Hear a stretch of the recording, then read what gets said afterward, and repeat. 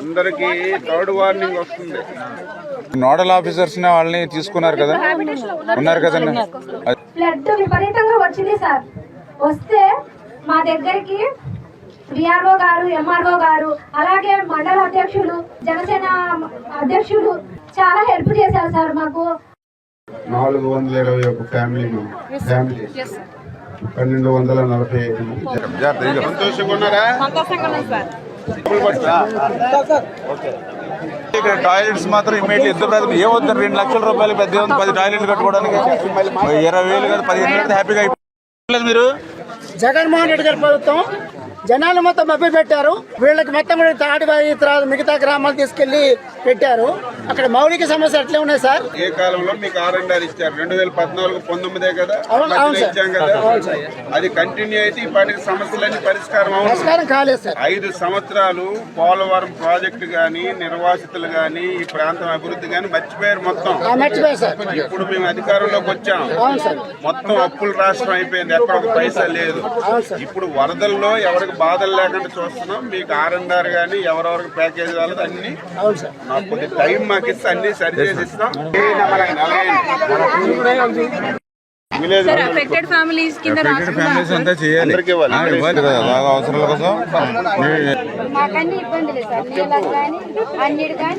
రామనాయుడు గారు పోలవరం ఈయన కట్టాలి. ఇబ్బంది లేకుండా మంచి ఇల్లు కట్టి మీ ప్యాకేజీలు ఇచ్చి మీకు నష్టం లేకుండా మీ పిల్లలు బాగా చదువుకునేలాగా అన్ని రకాలుగా ఏర్పాట్లు చేస్తామమ్మా.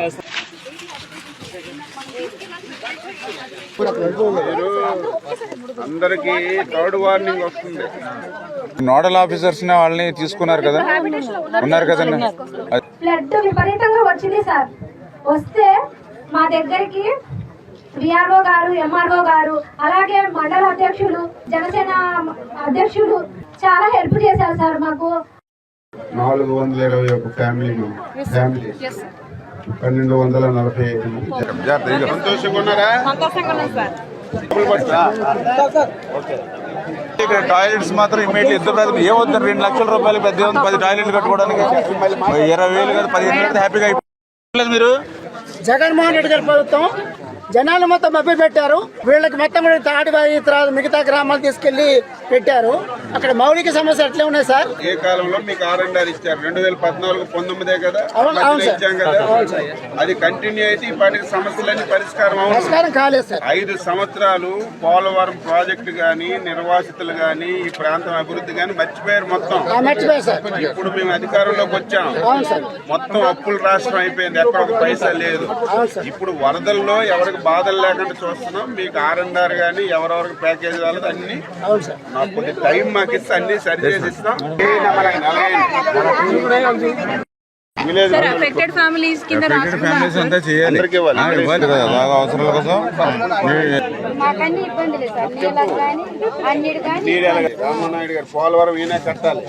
ఇబ్బంది లేకుండా మంచి ఇల్లు కట్టి మీ ప్యాకేజీలు ఇచ్చి మీకు నష్టం లేకుండా మీ పిల్లలు బాగా చదువుకునేలాగా అన్ని రకాలుగా ఏర్పాట్లు చేస్తామమ్మా.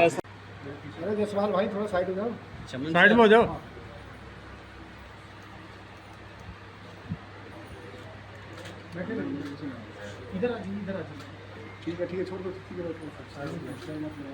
सर अरे सर बैठ जाइए.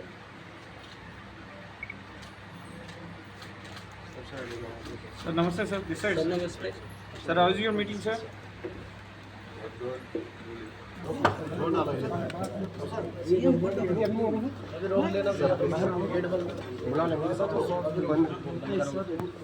भाई साहब इसको एक